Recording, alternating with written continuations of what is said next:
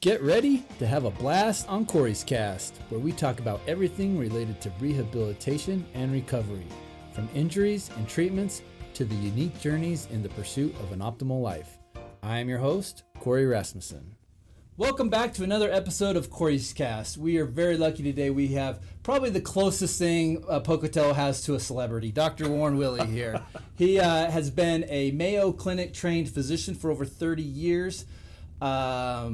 Has written several books, and most recently, how long has it been since you opened up the Metabolic Clinic? 1 year. 1 year. So he's been in the area for a long time, well over 20 years, practicing integrative medicine. But recently, a year ago, he opened up this Metabolic Clinic, and over there, they focus. Well, tell us a little bit about what you focus on over there at the Metabolic Clinic. Mostly chronic diseases that other doctors have a hard time diagnosing or treating, or the treatments are as bad, if not worse, than the disease itself. Right. So autoimmune disease, weight-related issues, infertility, cancer, post-cancer treatments, long hauler syndrome with COVID or any other virus. Yeah. But we also do specific things, sports-related stuff, joint injections, prolozone, stem cells, exosomes, placental-derived connective tissue. We do a lot of sexual health medicine, helping people in that area, without details, right? Yes. So it's a lot of fun. It's outside the realm of Western medicine just because the approach is very different. Right. Our diagnostic tools are the same, but we approach it differently to help people. Yeah, so what's your philosophy for that approach? One, look at everything. Don't, we're so trained in Western medicine. We've been trained that X equals Y. Right. If I have a cough, take a cough medicine. Well, why are you coughing? No one ever asks that one. No one asks that one. So I like to call it, we search for the why. A lot of other people in integrative or functional medicine say, we find the root cause. To me, it's different to find the why. And so we do that. We look at the why. We look at everything. So if someone comes in with an obesity issue, for example, I don't just put them on a GLP-1 like Mounjaro or Ozempic and tell them to eat less and exercise more. That doesn't fix the underlying problem. Right. The person's obese because there's a metabolic issue, metabolic deficiency, nutrient deficiency. Hippocrates, the father of Western medicine, said all disease is deficiency. And I could not agree more. So we find deficiencies, treat the deficiency, and then heal them from the cell level up. Right. In medicine, Western medicine, that I was trained in many, many years ago, everything was organ-based. Like we had 2 months on nephrology, kidney health, then 3 months on cardiac health, cardiology.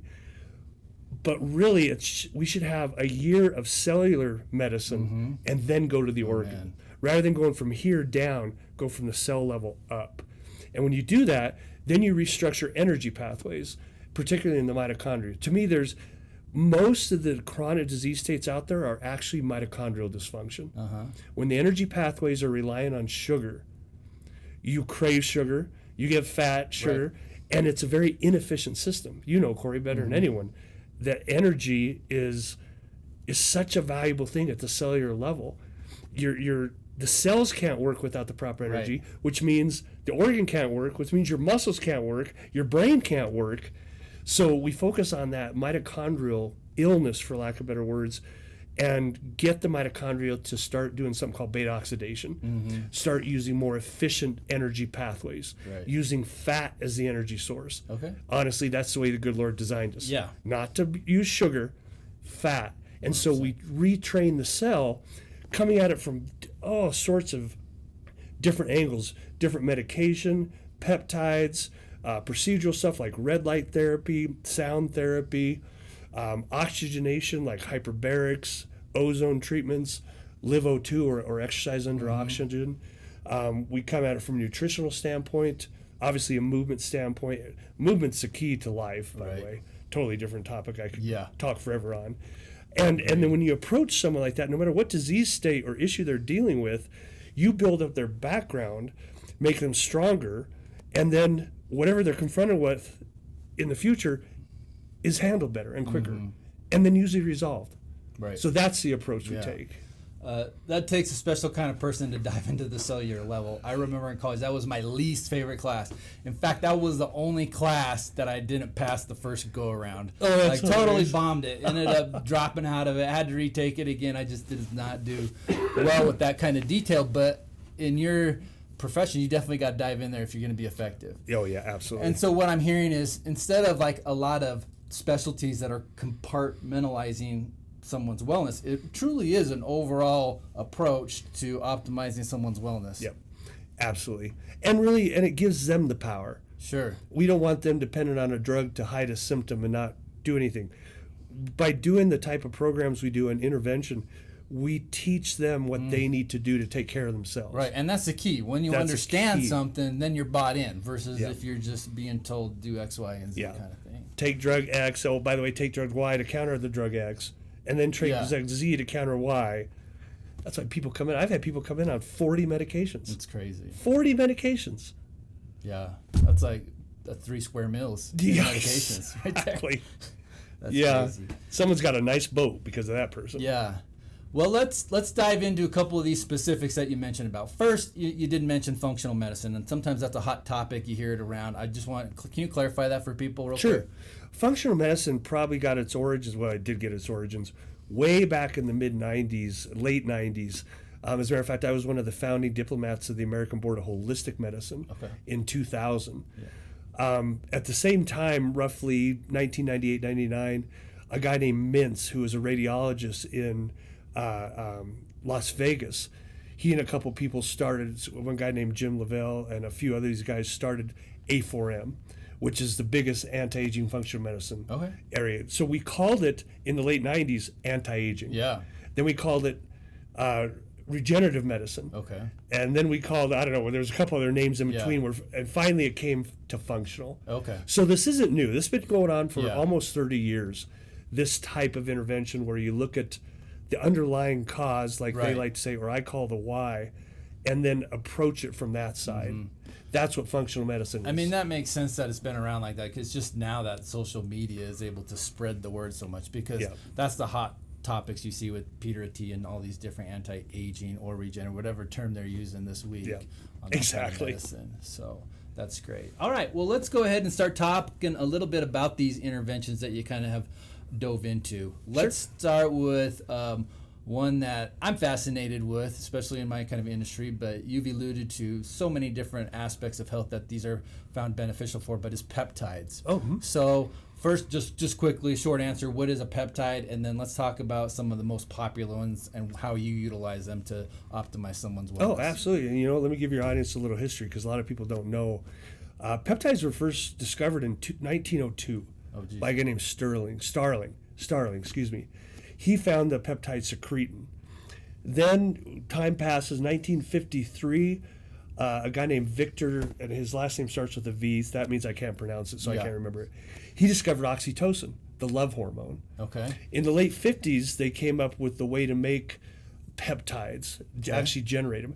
And what a peptide is if this is a steak, a protein, made up of amino acids, most people know that, peptides are what are in the middle. They're short chains of amino acids, by definition less than 50. Right. So these amino acids are lined up in a certain sequence that then, when introduced to the body, has specific effects at 3 different levels: the cell membrane, the mitochondria, or the nucleus, to either generate proteins or change the genes to cause a specific effect, right?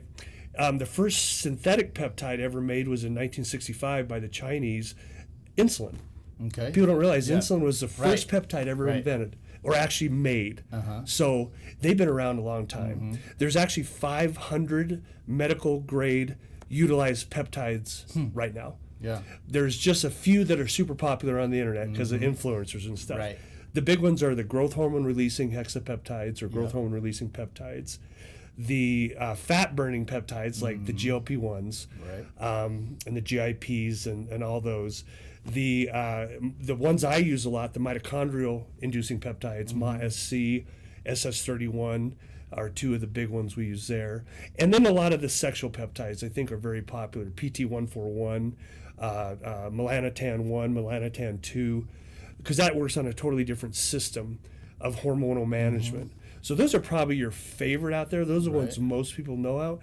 But with 500 to choose from, there's a lot. Now, a lot of them are research-based and hard to get. Sure. You've been around as long as I can get most of them. Yeah. If I need to utilize it for something specific, Yeah. I can. Before we get too far away, but let's talk about getting some of those, because you try to order them on the internet. You can almost get them. I don't even know if you can get them on Amazon, but they're pretty easy to get. Close. But just like anything, you can't believe or you don't want to take anything you order on the internet. I wouldn't trust anything with my health from something off of the internet unless it's like a reputable medical site kind of thing. But give me your spiel, because we know that there's some knockoffs and things like that. So talk to us a little bit about that. Sure.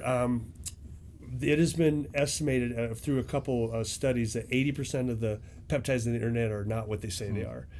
The research peptides, that's how they get under the FDA's radar. It's called for research only, non-human use. Okay.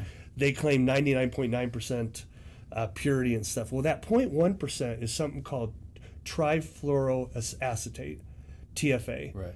TFA is what on the end group, so to quickly cover, it's called dry chemistry. It's one of the most difficult chemistries out there. But to quickly and simply cover how they make a peptide, they take these TFA side bends and then they place amino acids in the sequence they want, like BPC 157 is 15 amino acids in a row, and then they use dry chemistry to remove the TFAs. Anything you buy on the internet still has TFA on it because the cost to do that, prohibitory. It's incredible. So there's only a couple true peptide makers out there because those machines are like $8 million, I was told once, to do that. So the TFA, it's toxic for one, but it's particularly toxic to the bone. It decreases what we call osteoclastic activity, which is building bone up. It's toxic to the liver, very hepatotoxic. So your liver enzymes, if you're on peptides from the internet, I highly suggest you have a chemistry panel done at least every 6 months just to double check your liver enzymes. Okay. And then it's a carcinogen. It's something that causes cancer. Sure. So my spiel on getting stuff off the internet, it's a little nerve-wracking for me to see people do that. Because it's not just like you're getting saline or a sugar pill. You potentially are putting a toxicity into your body. Exactly. And most of those work. The peptide still works with the TFA chains. It works just like without. But if you don't get something from a 501A, 501B pharmacy, it's going to have those on there. Okay. And so you just got to be wise. Right. And if you do it, I mean, I love peptides, and I wish everyone could do them and afford them. Yeah. But if you're doing it from the internet, get a chemistry panel every 6 months, or find a doctor that's familiar with it just to keep an eye on you. Okay. And then when you do get on them, is this a thing that you just do a one-time round for 6 weeks and then you're good, or is this the rest of your life, or do you cycle it? And I know it probably depends, but give us a little bit of information on that. Yeah, you know what? Some of the growth hormone-releasing hexapeptides can be considered lifelong because by age 25, our growth hormones going down. But what's interesting, Corey, is people don't realize that the amount of growth hormone in your pituitary gland when you're 90 is the same as when you were 20. It's just not accessible. And so the growth hormone releasing hexapeptides, or GHRHs, actually access that. So it's your own growth hormone. And growth hormone does, oh my gosh, it's truly the anti-aging hormone. Right. Skin health, sexual health, building muscle, burning fat, cognitive health. It works at the mitochondrial to make the energy pathways go towards beta oxidation. I mean, so one of those could be considered lifetime. Yeah. Something like a GLP-1, like Ozempic, Mounjaro, Wegovy, those I would use more cautiously. I'd use them, get to your goal, and then there's 3 type of people that use that type of peptide. The people that are GLP-1 deficient, they're the ones that drop 150 pounds, look great, feel great, no side effects. Yeah. There's GLP-1 resistance, and it goes hand in hand with insulin resistance, leptin resistance. Those are the people that have to have slightly higher doses to get the benefits, and they'll get into more of the side effects. Then the third type is the people that don't need it at all, and they get all the side effects. And they just happen to be the ones that talk on the internet the most. Yeah. That's why you hear such horrible things about these GLP-1s. If you don't need it, you are going to get sick. Okay. So the first two, we help people get to goal. We support their muscle. And this is so important, if I can side chain real quick. Yeah. I know you'll appreciate this probably more than anybody I talk to because of your profession. You got to protect your muscle. And the GLP-1s, especially semaglutide, which is Ozempic and Wegovy, burns muscle. Oh, wow. And that's why we laugh. We call it Ozempic butt, where a woman or a man has no butt. Yeah. Or they look really Okay, emaciated in the face. Yeah. Uh-huh. You lose muscle, you have taken years off your life. If you look at something called the blue zones, you're familiar with the blue zone? Yep. There are 5 blue zones in the world where these people are centurions. They've lived over 100 years, and they're still active doing stuff. Muscle mass can be attributed to that reason. Yeah. People say, well, it's their good diet, they're vegans, they move a lot. And I would say yes, but their muscle mass is why they're alive. And if you knock out your muscle using a GLP-1 just to lose weight, you are in trouble. Yeah. I mean, you have literally taken 10, 15 years off your lifespan. Yeah. Because just from simple falls. Yep. I mean, think about it, Corey. You take care of these sweet people that fall and break a hip at age 70. I had an orthopedic surgeon once tell me when I was at the Mayo that anyone over 70 that breaks a hip, their age is equivalent to their mortality. So if you're 75, you break a hip, there's a 75% chance you will die from complications of that fall. Yeah. It's unbelievable. Oh, it's huge. Yeah. And you take care of people all the day. The people that recover quickly, have more muscle. Yeah. Yep. Versus exactly. not. So I bring that up because that's a real pet peeve of mine and kind of a passion is to watch people's muscle mass. So if you're doing one of those, get a way to measure your body comp. Don't just trust the scale and follow your lean mass and fat mass. And if your lean mass is going down, that's where something like a growth hormone releasing hexapeptide is going to help. Yeah. Or some other anabolic supplement or adequate protein, resistance training. You got to be doing that stuff on it. So I say that now to come back to your question. Those you can use intermittently, and I have a lot of patients that have got to their goal, their muscle mass has been spared, and I have a couple patients that do one tiny microdose of tirzepatide, for example, once a quarter. Okay. And that's their maintenance program. So they're all a little different. Other ones like the melanotans, I would only do a short cycle. Thymosin alpha 1 and thymosin beta 4 or TB500, which are immunomodulators, I probably wouldn't do more than 6 weeks at a time unless there's a specific disease state we're treating. So it varies. Yeah. Okay. All that I just gave you to say it varies. Yeah, for sure. Sorry, right? man. No, but it's great. I like the spin-off you did there because you really can't just look at short-term solutions here. You got to look at the long-term if you really are truly embracing functional medicine. Yeah. So awesome. Yeah, we're strong believers in muscle mass here. It's I know you are. a huge indicator. Awesome. That's a lot. That's more than most people will learn about peptides in their lifetime there in about 10 minutes. Sorry, and I just got started. That's great. That's I awesome. have an 8-hour lecture series. I train doctors on it. Right. So that was a very small part. So I guess just one more with peptides. Now they're injectable or oral, correct? Yes. And do you have a preference on what one's more effective, or I think what do anytime you prescribe? can bypass the liver, we call it first pass elimination. Anytime you take something by your mouth, your liver gets it, and that changes it. Sure. So I think the subcutaneous delivery system, which bypasses the liver, is much more efficient and actually cheaper than the orals. Yeah. The people that are afraid of needles and pay more for the oral versions or troches, or which are little dissolvable candies, I guess you can put under your tongue, they're about double the cost, and you're probably not getting the efficacy that an injection would do. Okay. Fantastic. Let's kind of move on to exosomes. Okay.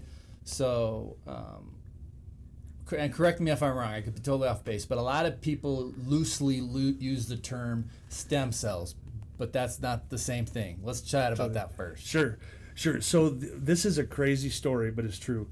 The FDA has a patent on stem cells, and if you say if your internet site, a provider out there says I do stem cells, they can come in and shut you down. Just a warning. It's crazy because it happens a lot out in the East, especially in Florida. I have a couple doctor friends that live out there, and they're always sending me these articles about this clinic that got shut down by the government because they were claiming stem cells.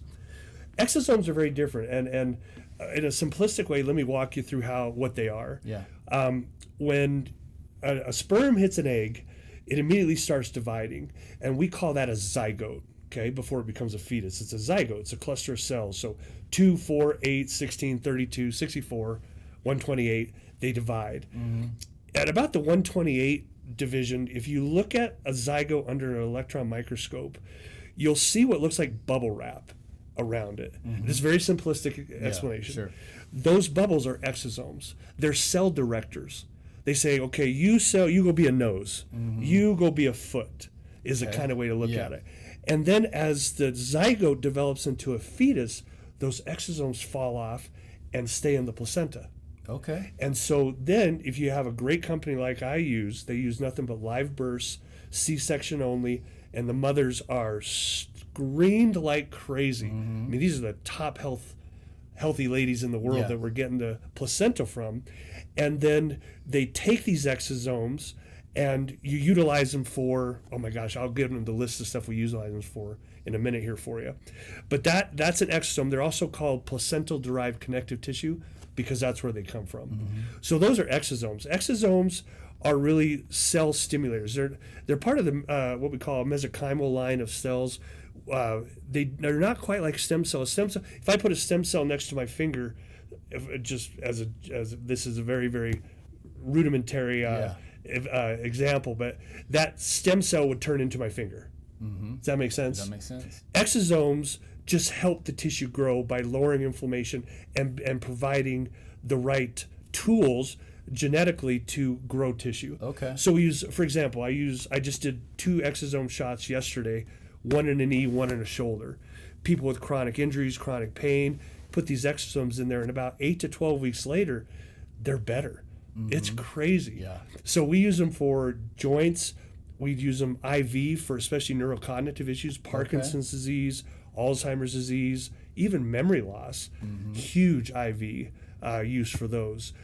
We use them in sexual health. There's something in our clinic we call I just lost the name. I made up a funny name because I can't say a name that people are used to hearing because this guy that owns it is radical. Yeah. So let's just say we call it the sexual enhancement protocols. But we use exosomes where other people use PRP, for example, to help erectile dysfunction, penile size in a man. We help women with anorgasmia. They can't have an orgasm. It helps with all those things. Okay. It's incredible. Yeah. I've had, I can't tell you how many wonderful women we've had who have never had an orgasm. They do an exosome series, and a week later I get a call, I had my first orgasm. And then do they typically, once they've, I guess, reap the benefits of that, that's not something that they repeat again? Our protocol is to repeat it at least once a year. Okay. Just especially in older women to keep the tissues healthy. But that brings us back to what's their underlying health. Yeah. Because part of the reason they're insulin resistant, inflammation's high, this kind of stuff, we take care of that as well. And so now they're more likely to reap the best benefits and long-term benefits of the placental-derived connective tissue. Makes sense. So interesting, that memory loss. So does that reverse memory loss then? It's, if you use other what we call dendritic pruners like DAHB or Selenk or CMAX, those are 2 peptides. DAHB is Mongolia bark. They're called dendritic pruners. So just like a bonsai tree, to make it the shape you want, the bonsai artist prunes it. Well, our brains do that too. If you prune it, you grow more brains. And that's what it does. It also decreases inflammation. For Parkinson's, for example, I have had Parkinson's patients with severe tremors, and after about a month after exosomes, they're slower. Better. Because it treats the inflammation directly in the substantia nigra of the brain where that problem is. So amazing stuff. Do you think that that's going to eventually get covered by insurances? The results are so fascinating. If Big Pharma can get a hold of them, yes. Okay. It's a money game. Yeah. It's a total money game. And I hate saying that because I sound like a conspiracy theorist, but I am. Now, but in this case, if I'm understanding right, you're actually cheering for Big Pharma. if we could get these to more people, I don't care how we do it. Absolutely. I think everyone can benefit from this type of intervention. Like and unfortunately, cost is the issue. Cost is what keeps people away from doing it. Sure. So rather than fixing the shoulder with an exome shot, they kill their kidneys and gut using ibuprofen all day. Yeah. So yes, it's probably the only time you'll ever hear me say, I hope everyone can get these. Yeah. Or get a surgery because insurance will help cover the Or, surgery. yeah, exactly, yeah. Yeah. Some surgeons aren't too big a fan of those because we keep a lot of people out of surgery. Yeah, right. And then if I get them to you too, so you doing your magic, and they're healing from the inside, people get better. I know. I'm a huge proponent. Yeah. All right. So lots of stuff there. Let's talk about something that I think I just recently learned from you that's pretty unique. Is this it's neurotherapy, not to be confused with neuropathy, but neurotherapy. Neurotherapy. Yeah, talk to us a little bit about that. Sure. Neurotherapy is a German technique. It's also called German acupuncture that utilizes a local anesthetic called procaine. Okay. Procaine has an interesting history. It was developed in 1901.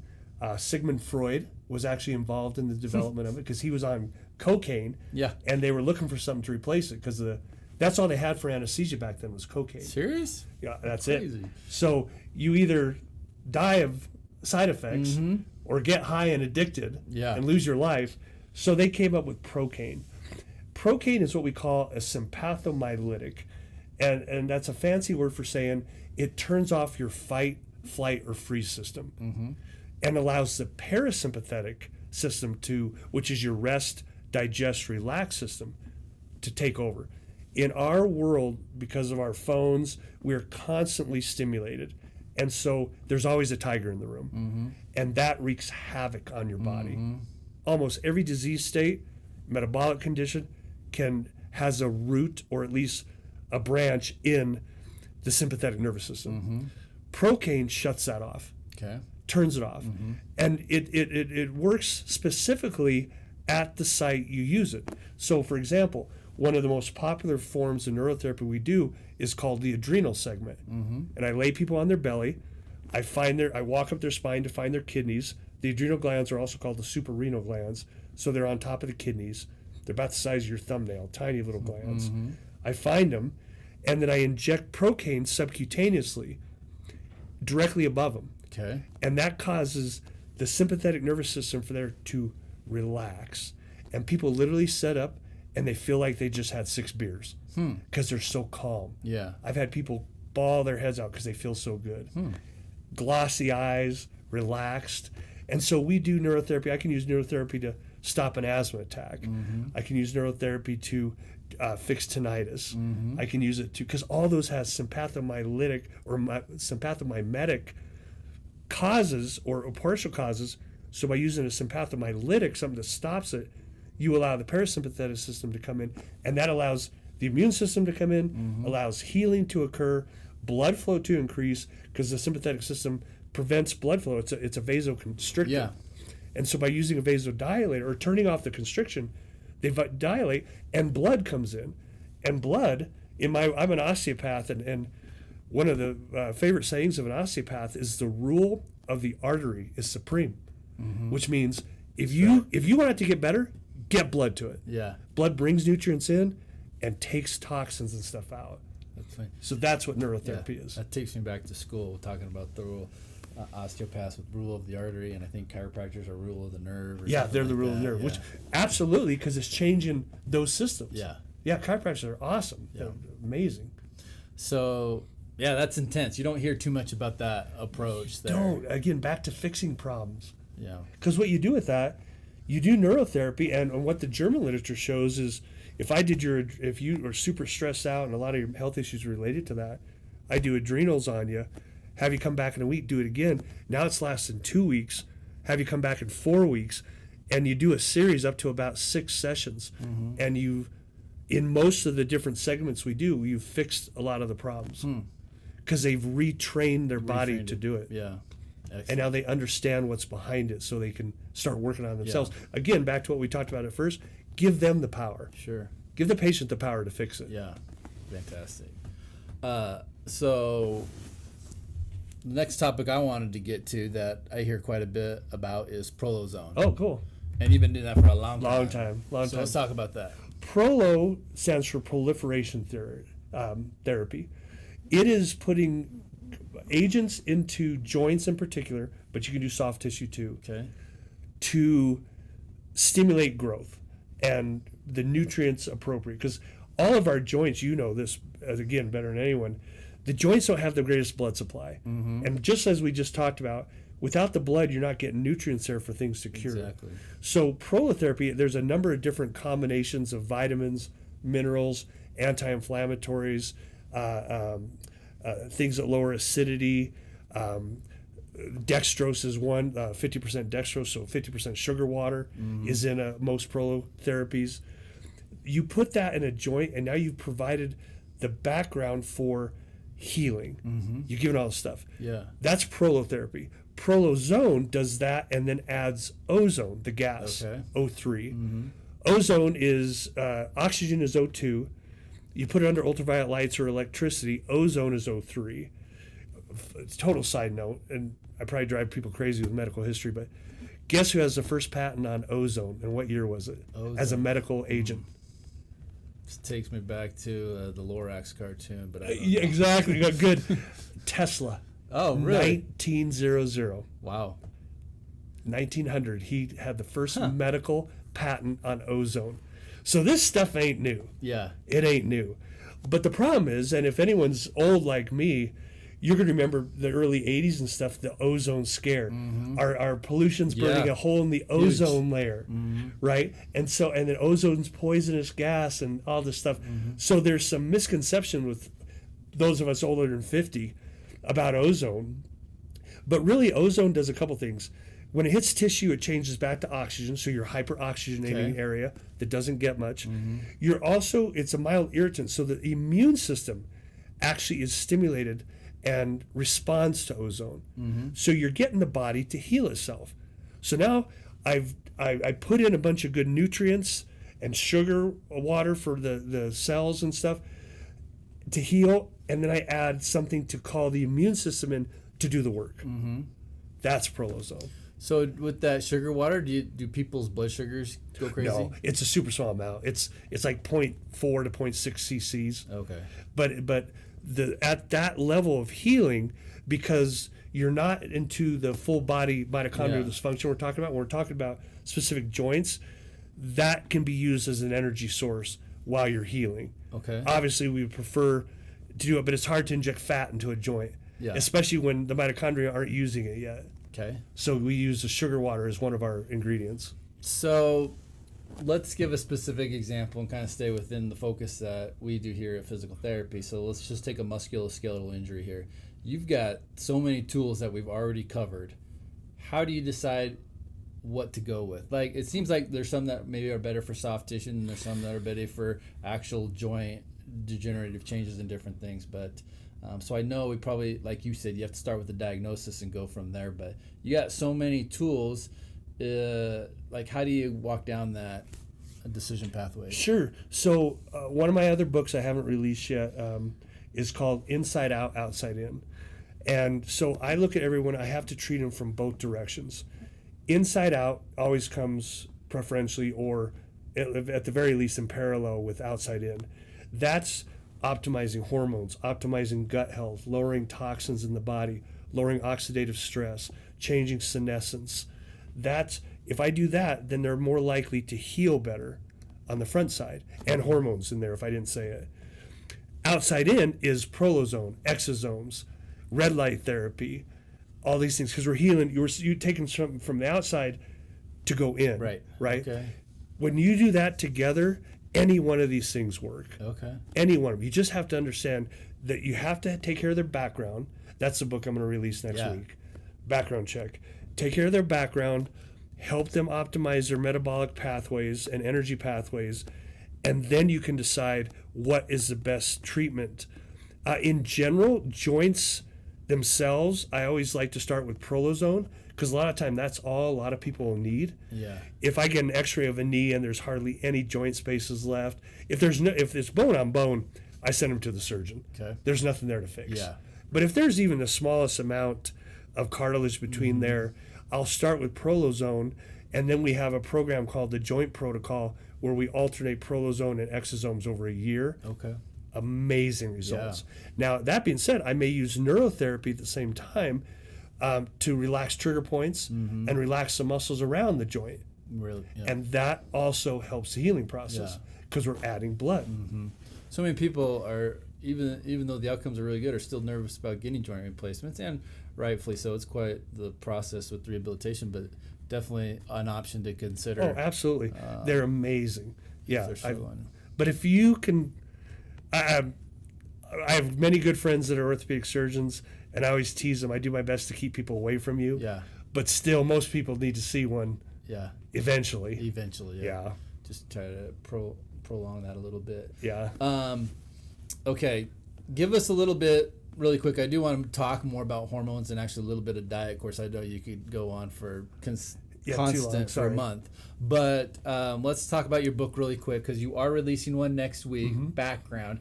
Just what's kind of the highlights, or give us a teaser of that book. What can people expect in that book, and what's kind of this new message you want to get across? Sure. It's a very short, about 70, 80 pages. I've made it quick and simple because my wife calls me the king of esoteric. Those are the kind of books I like. Yeah, exactly. Better than steroids, short. My Better Than Steroids was 180 pages, but when I gave it to my wife to review, it was 700. Oh, geez. She cut it down quite a bit. She goes, "You're the only one that cares about this stuff. Yeah. Take it out." Okay. Yeah. So Background Check's a short book. Your background is, again, the premise is, if your background's solid, then anything you're confronted with out in the forefront, a motor vehicle accident, whatever, fall down the stairs, you're going to be able to handle it better, deal with it better. So the background has 5 basic premises that we optimize, and I kind of just mentioned them. Hormonal health, so all the hormones. When I say hormones, people always think thyroid or sex hormones. Yeah. There's actually 65 other hormones in your body, and they're all important because they talk. Yeah. They're all involved with each other. Right. Gut health, very, very important, because that also includes immunohealth or health of your immune system. Corey, 80% of your immune system surrounds your tube. So if you're going to have an issue, it's, good Lord knew, okay, if this person's going to have an issue, it's going to come through their mouth or nose. So put the immune system around the gut. Sense. That's awesome. Right? Yeah. So gut health, and again, to optimize the immune system, toxins in our environment, or even toxic relationships. That's something that can destroy people's health. And there's a lot more than people think. I mean, just in this area, I would estimate 1 in 3 people have a subclinical hypothyroidism. Probably due to Simplot, due to INL, all these things I can't quite put my finger on exactly. Environmental issues. So toxins in the environment, lowering oxidative stress. So that's, oxidative stress is what breaks down. So oxidative stress are a bunch of negative charges that like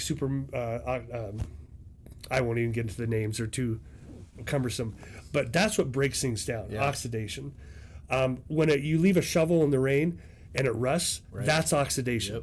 That's what happens to our bodies on the inside, and that's why things like vitamin C and vitamin E, those are antioxidants.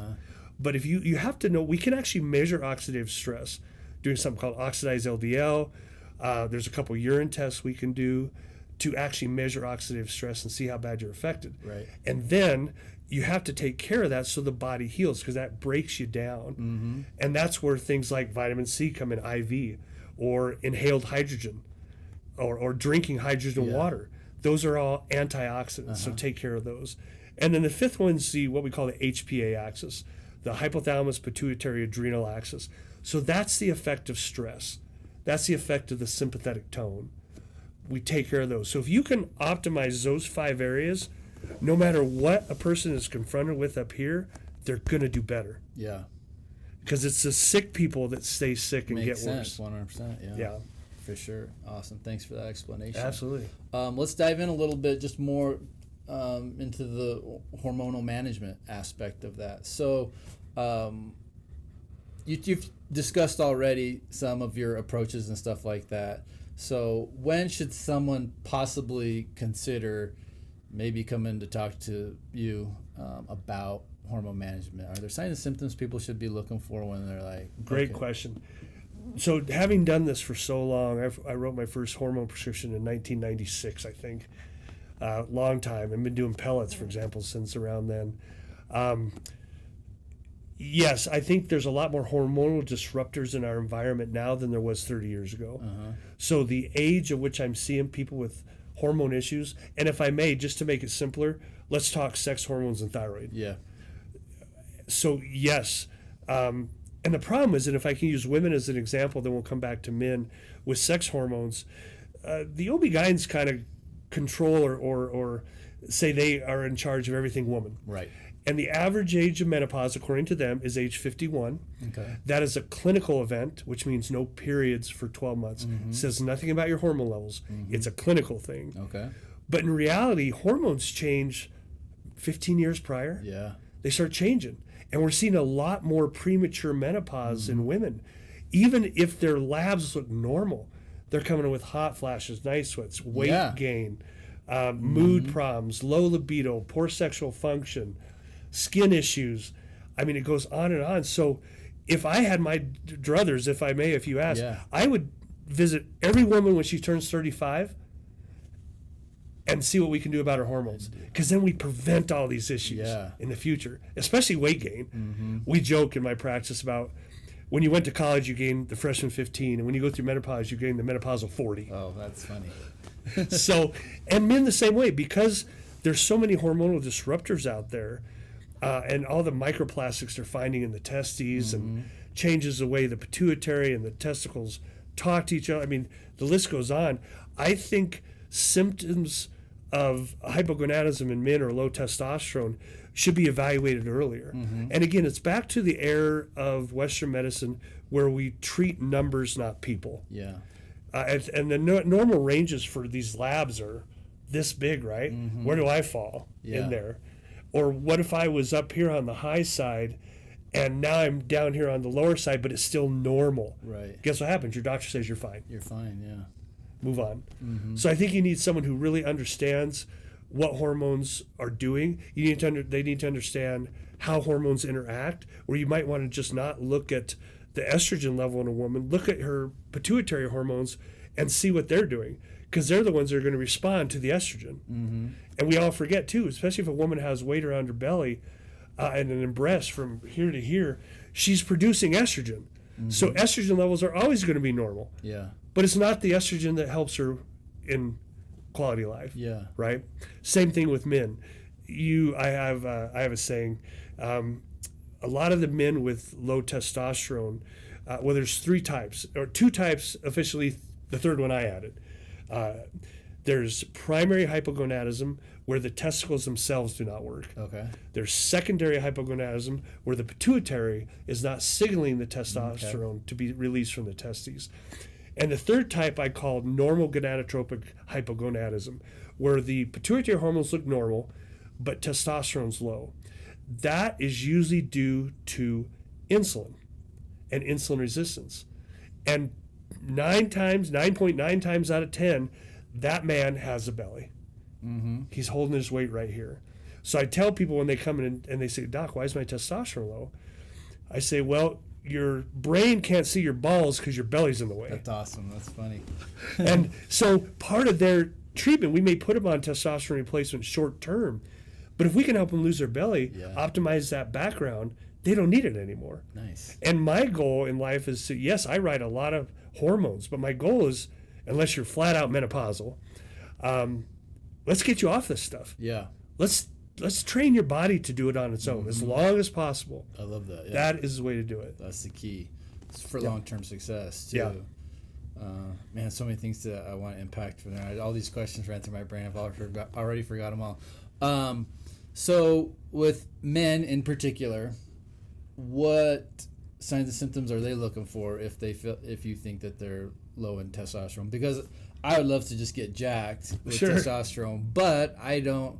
My basic understanding, fatigue, loss in sexual drive, and I don't have those kind of things, but does that necessarily mean I'm good to go, or? Great question. So testosterone tends to get all the credit and blame for everything sexual. Okay. In men, it's more significant. In women, really not that much, believe it or not. It does help with libido. Testosterone is actually FDA approved for the use in postmenopausal women, but not in pre. That's something that's kind of important for providers to know.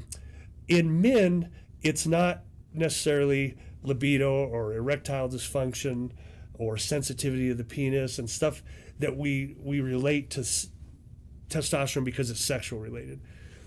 Testosterone, part of the reason it's a controlled substance is not because people are walking around trying to look like Arnold Schwarzenegger, but testosterone influences dopamine, your happy hormone, your focus hormone, your concentration hormone.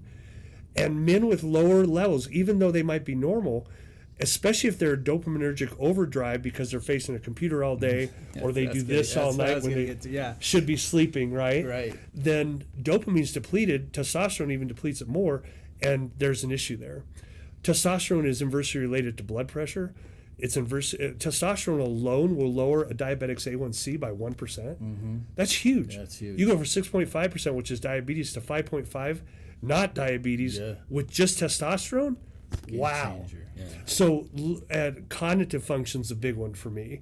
How's your brain working and what's it doing? And tell me. I have to try to differentiate, is this dopaminergic? Is this something else? That's when I would use it more. In older men who start losing muscle mass, that's more of I don't care what his T levels are. If he's losing muscle mass, we need to do something about that because we kind of covered that earlier.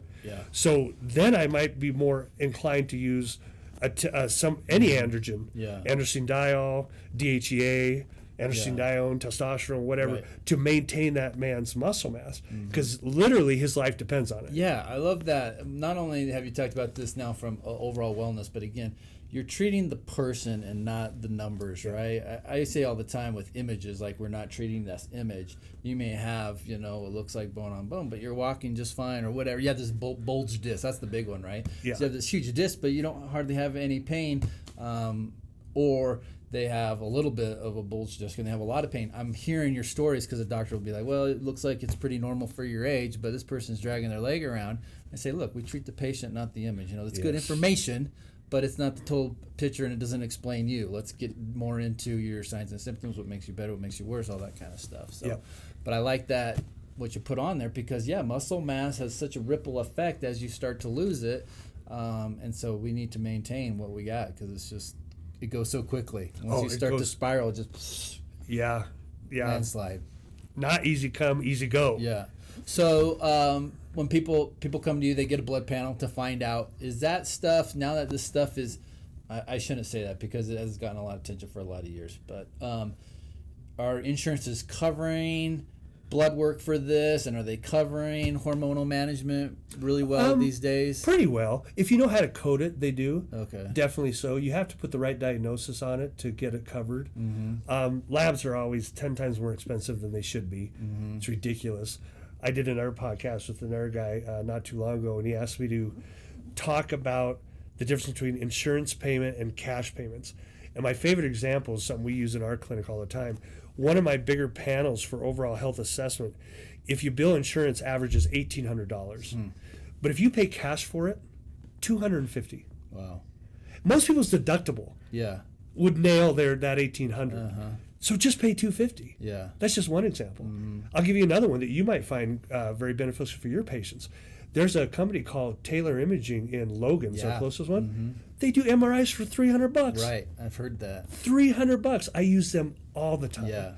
And you don't even need a prescription. I forget about them. I need to do more. Oh, dude. You don't even need a prescription. Nope, you can just call them up and go. Because insurance doesn't care. They're not paying for it. They're not paying for it, so they don't care. Sometimes the radiologist, like I had one of the radiologists call me and ask me specifically what I wanted.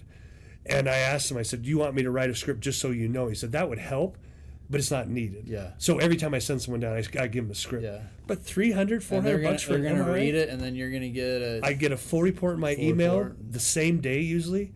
That's a good company. That is a good company. company. Cash pay is the way to go, to answer your question. But yes, insurance is covering it if you know how to code it correctly. In hormones, that's where it's a little unfortunate. There's There's 7 delivery systems for a man and 8 delivery systems for a woman.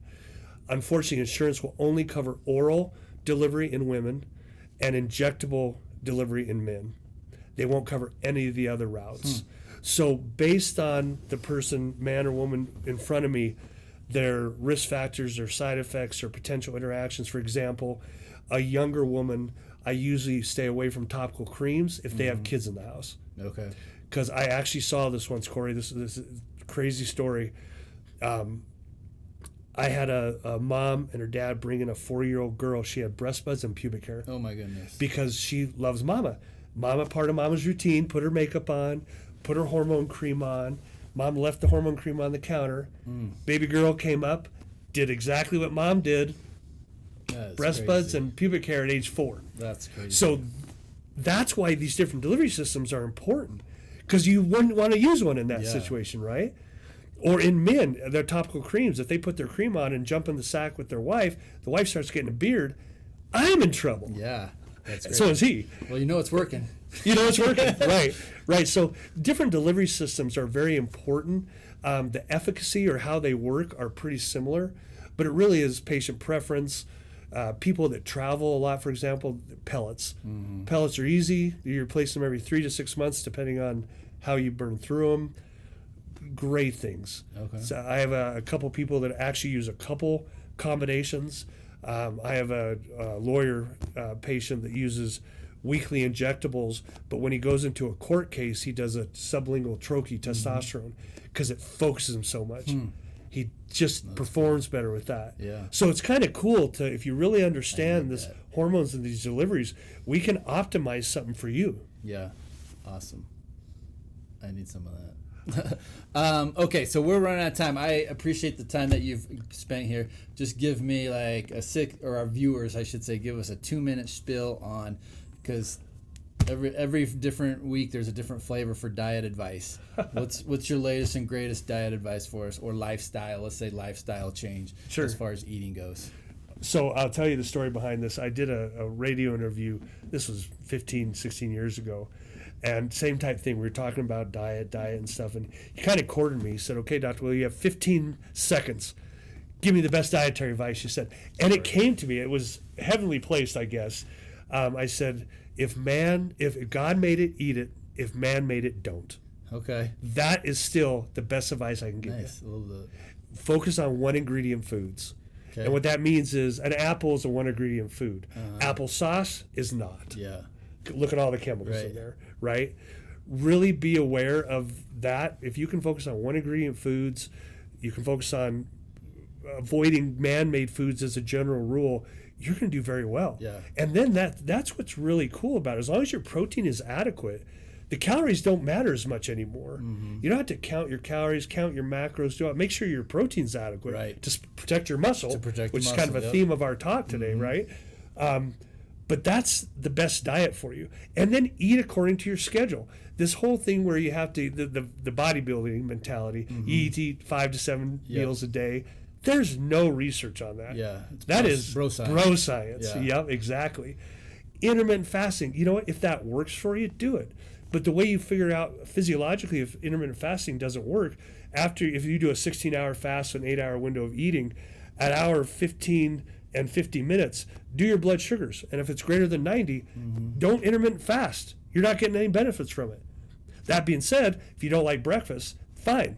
Right. Breakfast means break my fast. So do it at noon, whatever. Sure. Right? So that's the best dietary advice I can give people. Don't get so anal on, do I go keto? Do I go carnivore? Do I do paleo? That causes sympathetic tone to go up, and now I have to fix that with you. Okay. Let's focus on God-made foods, one ingredient foods, eat to your schedule, and every once in a while go out and have a pizza and beer. Yeah, there you go. Love that advice. That's great advice. Absolutely. Possibly the best yet. That's the best advice I've given out there. One last tip. We should close with that. But protein. What's your final? 1 gram per pound of body weight, or what's the idea?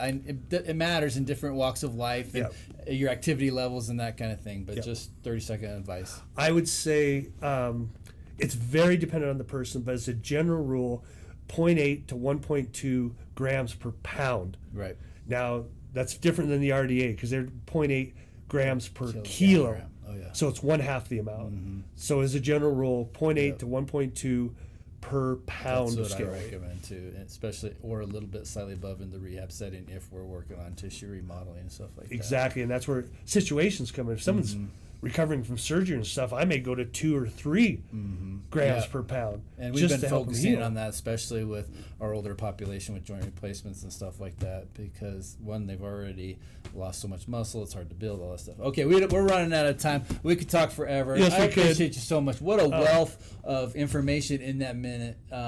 More than most of us would be able to consume in a lifetime. So I appreciate you sharing that with us. We're going to put some links below to his clinic and his books and some of these other things we've chatted about. So go ahead, make sure you subscribe, make sure you follow, like, share, all that good stuff. Make a comment. That's the new algorithm these days. So thank you for staying tuned, and thank you so much for coming on the Thank you, show. my friend. Talk to you Always later. love it.